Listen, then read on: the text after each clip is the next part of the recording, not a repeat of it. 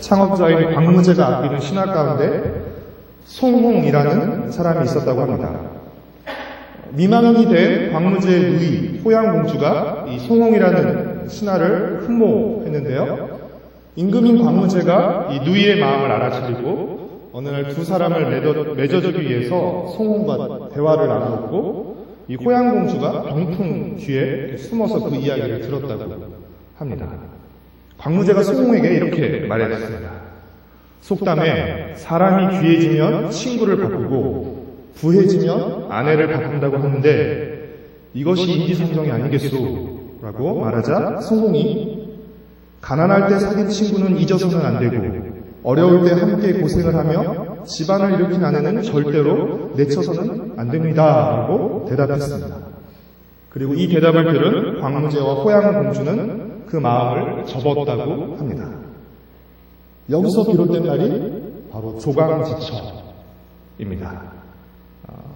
지게미조 겨강. 그렇죠? 그래서 술 지게미나 겨와 같이 형편없는 나쁜 음식을 먹으면서 가난을 참고 함께 고생하면서 집안을 일으킨 아내를 이끌어서 조강지처라고 하는 것입니다. 돈 좀 벌고 먹고 살만해졌다고 조강지처를 버려서는 안 됩니다. 이는 남자뿐 아니라 여자도 마찬가지입니다. 조강지처를 버리는 사람 치고 잘 되는 사람 못 봤다라는 말이 괜한 말이 아닙니다. 그런데 오늘 우리가 읽은 부분에서 우리는 조강지처를 버리는 것과 같은 아주 민망하고 고약한 모습을 발견하게 됩니다. 2장 11절부터 13절까지 말씀을 다시 한번 읽겠습니다. 이스라엘 자손이 여호와의 목전에 악을 행하여 바알들을 섬기며 애굽 땅에서 그들을 인도하여 내신 그들의 조상들의 하나님 여호와를 버리고 다른 신들 곧 그들의 주위에 있는 백성의 신들을 따라 그들에게 절하여 여호와를 진노하게 하였으되 곧 그들이 여호와를 버리고 바알과 아스타롯을 섬겼으므로 하나님은 애굽에서 노예로 살던 이스라엘 백성을 인도해내서 400년 동안 노예로 살던 이스라엘 백성을 애굽에서 인도해내서 40년 동안 광야에서 돌보셨습니다. 그리고 약속대로 가나안 땅을 그들에게 주셨습니다. 그런데 그 이스라엘 자손들이 막상 가나안 땅에 들어와서 어떻게 하고 있는 것이에요? 자신들을 가나안 땅으로 인도하신 하나님을 버리고 가나안의 다른 신들을 섬기고 있는 것입니다. 히브리어로 섬기다에 해당하는 말이 아바드라는 단어고요. 버리다에 해당하는 단어가 아자르라는 단어인데요. 지금 이스라엘 백성들은 바알과 아스타롯으로 대표되는 가나안 신들을 아바드하고 있고 하나님을 아자르하고 있는 것입니다. 이런 어처구니 없는 일이 일어나고 있는 이유는 무엇 때문일까요? 2장 10절 말씀을 함께 읽겠습니다. 그 세대의 사람도 다 그 조상들에게로 돌아갔고 그 후에 일어난 다른 세대는 여호와를 알지 못하며 여호와께서 이스라엘을 위하여 행하신 일도 알지 못하였더라. 사사기 2장 10절은 그들이 이런 어처구니 없는 일이 일어난 이유가 그들이 하나님을 알지 못했기 때문이라고 말하고 있습니다. 여기서 하나님을 알지 못했다는 것은 하나님을 지식적으로 또는 교리적으로 종교적으로 몰랐다는 것이 아닙니다. 그들은 하나님이 어떤 분인지 알았어요. 부모님으로부터 들었어요. 하지만 그들은 하나님을 인격적으로 체험적으로 알지 못했다는 것입니다. 즉 하나님은 그들의 조상들의 하나님, 아버지와 어머니의 하나님이었지 자신의 하나님으로는 알지 못했다는 것입니다. 하나님을 출애굽의 하나님, 광야의 하나님으로는 알았지만 가나안의 하나님으로는 알지 못했다는 것입니다. 그러니까 가나안에서 태어나고 이제 가나안에서 살게 된 그들에게는 조상들의 신이며 광야의 신인 하나님보다 가나안의 신인 가나안의 우상들이 그들의 가나안 생활에 훨씬 더 도움과 유익이 될 것으로 여겼던 것입니다. 그렇다면 광야 세대인 아버지와 어머니의 세대, 그리고 광야 세대의 다음 세대인 가나안 세대, 이 다음 세대인 가나안 세대의 이스라엘 자손들이 하나님을 알지 못한 가장 큰 이유는 무엇일까요? 왜 그들의 아버지, 어머니, 광야 세대는 하나님을 알고 섬겼는데 왜 그들의 다음 세대인 가나안 세대는 하나님을 알지 못하고 하나님을 오히려 버린 것일까요? 그들의 부모들이 제대로 신앙교육을 하지 않은 탓도 있겠지만 그보다 더 근본적인 이유는 그들이 전쟁을 경험하지 못했기 때문입니다. 즉 전쟁을 알지 못했기 때문입니다. 3장 1절 말씀을 같이 읽겠습니다. 여호와께서 가나안의 모든 전쟁들을 알지 못한 이스라엘을 시험하려 하시며 3장 1절은 가나안 세대의 이스라엘을 어떻게 표현하고 있죠? 가나안의 전쟁을 알지 못한 이스라엘이라고 표현하고 있습니다. 여호수아로 대표되는 광야 세대 그리고 여호수아 사후에 여호수아가 죽은 이후에 가나안 세대 간의 가장 큰 차이는 무엇이에요? 바로 전쟁을 경험했느냐 경험하지 못했느냐의 차이입니다. 여호수아로 대표되는 광야 세대는 전쟁을 치렀습니다. 그러나 그 다음 세대인 가나안 세대는 전쟁을 치르지 않았습니다. 전쟁을 치른 이전 세대는 하나님을 알고 섬겼지만 전쟁을 치르지 않은 다음 세대는 하나님을 알지 못하고 버리는 것입니다. 그렇다면 왜 이토록 전쟁을 치르고 치르지 않고에 따라서 큰 차이가 생기는 것입니까? 그것은 바로 전쟁을 통해서 하나님이 어떤 분인지 경험하며 알기 때문입니다. 한마디로 싸우지 않으면 하나님의 능력을 알 수 없는 것입니다. 싸우지 않으면 하나님의 크고 강하심을 알 수 없는 것입니다. 싸우지 않으면 하나님의 지혜를 알지 못하기 때문입니다. 싸워야 하나님을 경험하고 하나님을 알게 되는 것입니다. 그런데 가나안 세대는 싸우지 않은 것입니다. 하나님을 의지하고 싸울 때 그 싸움의 승패가 병사의 수나 무기의 크고 강함에 달린 것이 아니라 하나님께 달려있다는 것을 알게 되는 것입니다. 적어도 이전 세대, 여호수아로 대표되는 그 광야 세대는 여리고성 싸움을 시작으로 대략 7년에 걸친 가나안 전쟁을 경험했습니다. 그리고 그 전쟁을 통해서 그들은 하나님을 경험했고 하나님을 의지했고 하나님이 주신 승리를 맛보았기 때문에 그들은 하나님을 알았고 하나님을 섬겼던 것입니다. 그들의 믿음이 완전 무결했다는 건 아닙니다. 하지만 적어도 그들은 전쟁을 통해서 하나님을 경험했고 알았기 때문에 적어도 그들이 사는 날 동안에는 하나님을 섬겼던 것입니다. 버리지 않고 섬겼던 것입니다. 그러나 그 다음 세대들은 가나안 족속이 가진 철병거를 이유로 실제로는 자신들의 경제적인 이유로 가나안 족속과 싸우지 않고 타협하며 가나안 족속과 함께 사는 길을 택했던 것입니다.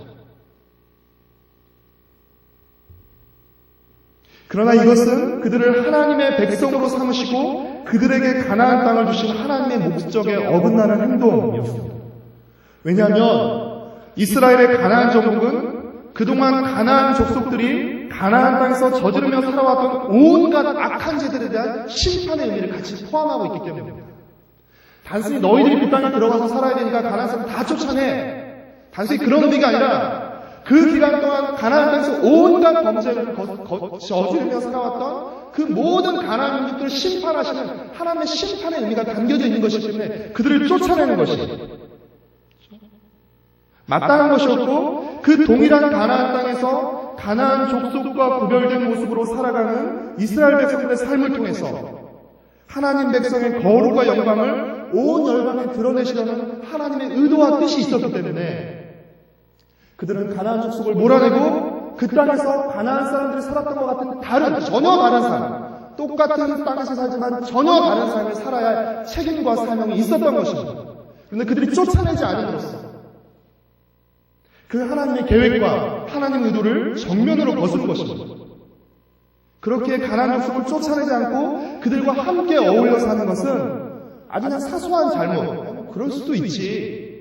굳이 그렇게까지 해야 되라는 사소한 잘못이 아니라 하나님의 계획과 하나님과 맺은 언약을 위배한 아주 중대한 죄악이었던 것입니다. 여러분, 쫓아내야 할 가나안 족속을 쫓아내지 않고 적당히 타협하고 싸움을 포기한 결과가 어떻게 나타납니까? 3장 5절 말씀을 같이 읽겠습니다. 함께 읽겠습니다. 그러므로 이스라엘 자손은 가나안 족속과 헷 족속과 아모리 족속과 브리스 족속과 히위 족속과 여부스 족속 가운데에 거주하면서 그들의 딸들을 맞아 아내로 삼으며 자기 딸들을 그들의 아들들에게 주고 또 그들의 신들을 섬겼더라. 6절까지 말씀했습니다. 이스라엘 자손들이 쫓아내야 할 가나안 족속을 쫓아내지 않고 남겨두었습니다. 남겨두고 함께 살죠. 함께 살면서 어떻게 돼요? 어울리며 살게 됩니다. 그리고 어디까지 가게 돼요? 결혼까지 하게 되는 것이죠. 그리고 결혼하고 나서는 가나안 족속들이 섬기던 우상까지 함께 섬기게 된 것입니다. 이것이 가나안 족속을 쫓아내지 않고 남겨둔 결과인 것이죠. 남겨두다가 함께 어울리게 되고 어울리다가 한 몸이 되고 그래서 어떻게 해요? 함께 우상까지 섬기게 되는 것입니다. 이렇게 해서 이스라엘 자손들은 가나안의 신들을 섬기고 자신들을 가나안으로 인도한 하나님을 버리게 된 것입니다. 여기서 우리가 한 가지 알아야 할 중요한 사실은 이스라엘 자손이 하나님을 버렸다고 해서 완전히 하나님을 버린 것이 아니었다는 것입니다. 요즘식으로 말하면 이스라엘 자손이 하나님을 버린 것이 교회를 완전히 떠나서 불당이나 성황당으로 간 것이 아니라는 것입니다. 그들은 계속해서 교회에 출석했고 예배도 드렸습니다. 그러나 동시에 바알과 아세라 등 가나안의 신들도 함께 섬긴 것입니다. 하나님을 버렸다고 해서 하나님을 다 버리고 우상만 다 따라한 것이 아니라 하나님도 섬기면서 가나안의 우상들도 함께 섬긴 것입니다. 이는 마치 무엇과 같습니까? 조광지처를 버리지는 않았지만 젊고 예쁜 새 마누라를 얻어서 두 집 살림을 사는 것과 같은 것입니다. 나는 조광지처를 버리지 않았으니까 두 집 살림을 사는 것은 괜찮은 것입니까? 버리지 않았으니까. 무슨 말입니까? 그렇죠. 결코 그렇지 않은 것이죠. 두 집 살림을 하는 것 자체가 조광지처를 버리는 것과 같은 것입니다. 외도하는 것은 배우자와 또 다른 여자를 동시에 사랑하는 것이 아니라 배우자를 사랑하지 않는 것입니다. 그렇게 성경은 이스라엘 자손이 하나님을 버렸다라고 말하는 것입니다. 그리고 하나님을 알지 못했다라고 기록하고 있는 것입니다. 만약 이스라엘이 정말 하나님을 알았다면, 하나님을 사랑했다면 이런 일은 있을 수 없는 일이기 때문에 그런 것입니다. 어떻게 하나님을 알고 하나님을 사랑하면서 가나안의 우상들을 함께 섬기고 함께 사랑할 수 있겠습니까? 결국 그들이 몰랐다는 이야기가 되는 것이죠. 다음 세대 이스라엘 자손, 가나안 세대가 싸워야 할 싸움을 피하고 싸우지 않았기에 그들은 하나님을 알지 못하게 되고 가나안의 신들을 섬기게 되었습니다. 그러자 하나님께서 어떻게 하십니까? 만약 여러분이 하나님이시라면 어떻게 하셨을 것 같아요? 이 연놈들을 내가 가만히 두지 않고 내 손에서 그냥 절단내버리겠다 이렇게 나오지 않겠습니까? 그러나 하나님은 그렇게 하지 않으셨습니다. 이스라엘 자손이 마땅히 싸워야 할 싸움을 싸우지 않고 타협하자 하나님께서 어떻게 하세요? 이스라엘의 대적을 통해서 이스라엘에게 싸움을 걸어오십니다. 이스라엘 자손이 싸우지 않으니까 하나님께서 대적을 통해서 이스라엘에게 싸움을 걸어오시는 것이에요. 2장 14절 말씀 같이 한번 읽어보실까요? 2장 14절 말씀 시작. 여호와께서 이스라엘에게 진노하사 노략하는 자의 손에 넘겨주사 그들이 노략을 당하게 하시며 또 주위에 있는 모든 대적의 손에 팔아 넘기심에 그들이 다시는 대적을 당하지 못하였습니다. 이스라엘의 대적을 통해서 이스라엘을 괴롭게 하시고 이스라엘에게 싸움을 걸어오시는 것입니다. 이스라엘의 대적의 침략을 통해서 고통을 받고 부르짖으면 하나님은 어떻게 하세요? 사사를 세워서 이스라엘을 대적의 손에서 구원하십니다. 2장 18절 말씀을 같이 읽겠습니다. 여호와께서 그들을 위하여 사사들을 세우실 때에는 그 사사와 함께 하셨고 그 사사가 사는 날 동안에는 여호와께서 그들을 대적의 손에서 구원하셨으니 이는 그들이 대적에게 압박과 괴롭게 함을 받아 슬피 부르짖음으로 여호와께서 뜻을 돌이키셨음 이거늘. 대적을 통해서 싸움을 걸어오시죠. 어떻게 하나님께서 사사를 통해서 대적과 싸우게 하시고 구원하십니다. 그리고 사사가 죽으면 또다시 이스라엘 자손은 무엇을 반복하죠? 타락과 범죄를 반복합니다. 이것이 사사기 내내 반복되는 패턴입니다. 그런데 제가 이번에 사사기를 묵상하면서 새롭게 깨달은 사실 한 가지가 있습니다. 그것은 무엇이냐면 타락을 반복하는 이스라엘 자손들, 그렇죠? 하나님을 배반하고 범죄하니까 대적을 통해서 압제를 받고 고난을 당하죠. 그렇죠? 7년, 18년, 20년 이렇게 오랫동안 침략을 받고 고통을 당하죠. 그러다 하나님께서 사사를 세우셔서 사사가 앞장서서 싸워서 이기죠. 그렇죠? 그리고 나서 사사가 죽는 날까지는 평온하죠. 그렇죠? 사사가 죽으면 또다시 범죄가 반복되죠. 깨달은 건 뭐냐면 이 타락을 반복하는 이들은 사사를 통해 싸웠던 세대가 아니라 또다시 아직 전쟁을 경험하지 않은 그 다음 세대였다는 것입니다. 보통 사사가 일어나서 전쟁을 하고 승리하면 40년 동안은 평안을 누리다가 또다시 타락하기 시작하는데 그 40년은 한 세대라고 할 수 있습니다. 보통 40년을 한 세대라고 보는데, 그러니까 전쟁을 경험한 세대가 또다시 40년 후에 배반하는 것이 아니라 한 세대가 지난 후에 다시 전쟁을 알지 못한 다음 세대가 또다시 배반하는 것이지 않을까가 제 해석입니다. 그런 의미에서 전쟁은 필요합니다. 3장 이후로 기록된 사사들을 통한 싸움을 보면 이스라엘의 승리의 비결이 무엇이라고 계속해서 나오고 있으니까 사사들은 달라져요. 싸움의 형태는 달라지지만 이 승리의 비결이 뭐라고 계속해서 말하고 있습니까? 무기나 군사의 수가 아니라 하나님을 향한 믿음과 순종이라는 것을 계속해서 강조하죠. 드보라의 전쟁이 그랬고 기드온의 전쟁이 그랬습니다. 결국 이스라엘 자손은 전쟁을 통해서 뭘 배우는 것이에요? 하나님의 능력과 크심을 경험하고 전쟁의 승패가 하나님께 달려있다는 사실을 배운 것입니다. 그러면서 이것을 배우고 하나님께 매달린 세대는 자신의 세대에서는 평온함을 누릴 수 있었던 것입니다. 사랑하는 성도 여러분, 하나님은 이스라엘을 사랑하셔서 이스라엘과 언약을 맺으시고 그들이 복된 삶을 살도록 율법을 주셨습니다. 그렇게 이스라엘이 율법에 순종할 때는 행복을 누리지만 율법에 불순종할 때는 불행하게 되는 것입니다. 이는 우리도 마찬가지입니다. 순종에 따른 축복만큼이나 불순종에 따른 저주도 언약의 결과라는 사실을 우리는 기억해야 합니다. 하나님은 마땅히 싸워야 할 싸움을 싸우지 않고 하나님을 버리고 떠나 가나안의 신들을 섬기는 이스라엘 자신을 그냥 가만히 내버려두지 않으십니다. 내버려두지 않고 절단하겠다는 것이 아니라 내버려두지 않고 어떻게 해요? 메소포타미아, 모압, 가나안, 미디안 등 이스라엘의 대적을 통해서 계속해서 불순종하는 이스라엘을 건드리고 고달프게 만들어서 하나님께 부르짖게 만드십니다. 이스라엘의 입장에서는 죽을 노릇이에요. 왜요? 대적이 계속 바뀌어가면서 계속 자기들을 괴롭게 만드는 것이죠.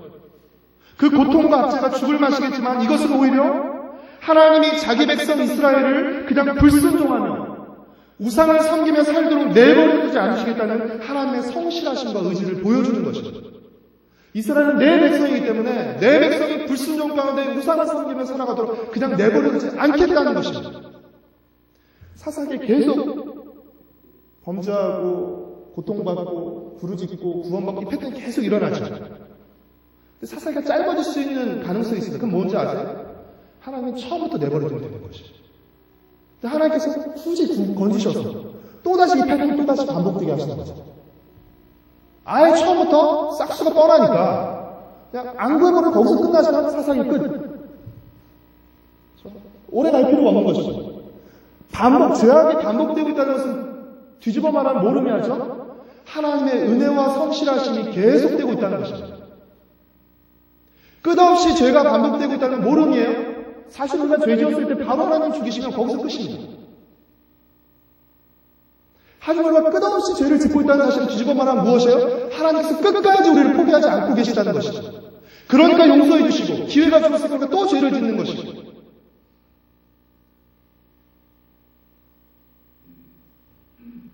자기 백성을 그냥 내버려두지 않으시면 하나님의 성실하심과 의지를 보여주는 것입니다. 왜냐하면 싸우지 않으면 하나님을 알 수 없고 어려움을 당하지 않으면 하나님께 부르짖지 않기 때문입니다. 그렇기 때문에 전쟁과 고난은 이스라엘에게뿐 아니라 우리에게도 필요한 것입니다. 전쟁과 고난은 우리에게 무엇을 가르쳐요? 우리에게 하나님이 필요하다는 사실을 가르쳐줍니다. 그리고 또 무엇을 경험하게 합니까? 하나님이 살아계심을 우리로 하여금 경험하게 하는 것입니다. 사랑하는 성도 여러분, 하나님이 우리를 사랑하시기에 우리가 불순종하며 살도록, 불순종하며 불행하게 살도록, 불행하게 살다가 죽도록 우리를 그냥 내버려 두지 않으십니다. 하나님 절대 우리를 그냥 내버려 두지 않으세요. 하나님은 우리의 불순종으로 말미암은 우리가 불순종으로 스스로 자초한 고통의 결과를 사용하셔서 우리에게 하나님과 순종을 가르치십니다. 다시 말해서 하나님은 불순종한 우리를 그냥 내버려 두지 않으시고 하나님을 찾을 수밖에 없는 상황을 우리에게 허락하십니다. 하나님을 찾고 부르짖을 수밖에 없는 상황을 우리에게 허락하셔서 우리로 하여금 하나님을 부르짖게 하고 또 순종할 수밖에 없는 상황을 허락하셔서 우리로 순종하게 하시고 그 순종의 결과를 경험하게 하신다는 것입니다. 그렇게 함으로써 우리가 조금씩 하나님을 알고 경험하며 하나님의 말씀에 순종하며 살아가게 하신다는 것입니다. 사랑하는 성도 여러분, 우리는 우리의 자녀가 어떤 모습으로 살아가길 원하고 있습니까? 가급적 우리는 우리 자녀들이 어려움과 부족함 없이 살아가기를 원합니다. 그것이 모든 부모의 인지상정입니다. 그러나 자녀들이 직접 싸워야 할 믿음의 싸움을 우리가 대신 싸워준다면, 자녀들이 자신의 어려움과 부족함 속에서 하나님을 찾을 수 있는 기회가 없도록 자녀들의 모든 어려움과 부족함을 제거해준다면 어쩌면 우리는 우리의 자녀들을 하나님을 알지 못하는 아이로 만들 수 있다는 사실을 명심하셔야 됩니다. 만약 우리가 자녀들에게 어려움과 고통 속에서 하나님이 아닌 부모를 찾도록 가르치고 하나님과 하나님의 나라를 위해서가 아니라 자신의 이익을 위해서만 싸우라고 가르친다면 어쩌면 우리는 우리 자녀들을 하나님 없이 살아가는 사람으로 키우고 있는 것일 수도 있습니다. 그렇다면 그것은 자녀들을 행복하게 만드는 것이 아니라 자녀들을 불행하게 만드는 것입니다. 우리의 자녀 앞에 아무 문제와 어려움이 없게 해달라고 기도하지 마시고 문제와 어려움 속에서 하나님을 찾고 부르짖는 자녀가 되게 해달라고 기도하십시오. 우리의 자녀가 죄와 타협하고 이 세상에 너무나 잘 적응하는 자녀가 되게 해달라고 기도하지 마시고 죄와 싸우며 세상과 구별되는 거룩한 자녀가 되게 해달라고 기도하십시오. 사랑하는 성도 여러분, 전쟁과 고난 없이도 하나님을 알 수 있다면 좋겠지만 사실 그러기는 쉽지 않습니다. 우리는 순종하지 않는 한 하나님을 알 수 없고 말씀의 능력을 경험할 수 없습니다. 우리는 고난 없이 하나님을 찾지 않고 하나님께 부르짖지 않습니다. 사실 우리가 이만큼이나마 하나님을 찾고 의지하며 살아올 수 있었던 것도 우리 삶에 많은 고난이 있었기 때문입니다. 고난이 없었다면, 아무 문제와 어려움, 부족함이 없었다면 그래도 우리가 하나님 앞에 나와서 하나님께 부르짖고 하나님을 찾을 수 있었을까요? 아니요. 사랑하는 성도 여러분, 우리 삶 가운데서 겪는 전쟁과 고난은 우리가 하나님께 미움을 받거나 버림을 받고 있다는 표시가 아니라 오히려 하나님께서 우리를 버리지 않고 계시다는, 하나님께서 우리가 불순종 가운데 살도록 그냥 내버려두지 않으시겠다는 하나님의 의지와 신실하심의 표시입니다. 우리가 하나님의 백성답게 살지 못할 때 하나님 절대 우리를 그냥 가만히 내버려두지 않으세요. 우리가 하나님의 백성이 아니라면 내버려두면 됩니다. 하지만 우리가 하나님의 백성인데 하나님의 백성답게 살지 못하면 절대 그냥 내버려두지 않습니다. 백성답게 살지 못하는데도 아무 어려움이 없는 것을 기뻐하지 마십시오. 백성답게 살고 있지 못하는데도 내 삶에 일이 잘 풀리고 뭐가 결과가 좋다면 여러분 그것을 더 두려워하셔야 됩니다. 돌이킬 기회마저 없어지는 것이죠.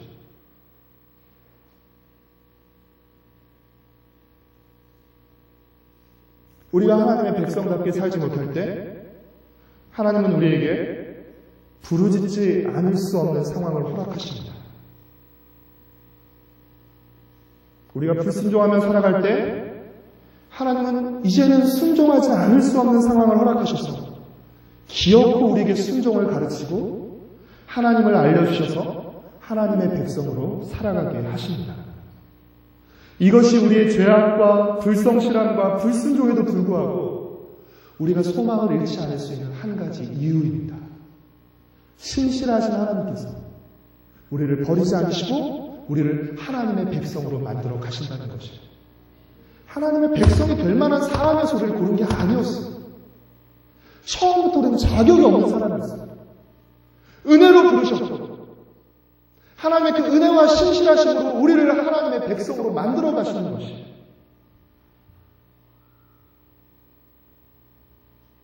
우리의 소망의 이유가 되시는 하나님을 신뢰하십시오. 하나님을 의지하십시오. 전쟁과 고난 속에서뿐 아니라 우리의 모든 일상 속에서 하나님을 찾고 부르짖으십시오. 그리고 말씀을 따라 죄와 싸우는 거룩한 하나님의 백성으로 살아가기를 힘쓰십시오. 그리고 우리의 자녀를 하나님을 알고 하나님을 경험하는 하나님의 백성으로 키우고 세우는 이 자리에 모인 모든 성도들 그리고 우리의 가정과 세드로교회 공동체가 되기를 간절히 소망하고 축복합니다. 찬송가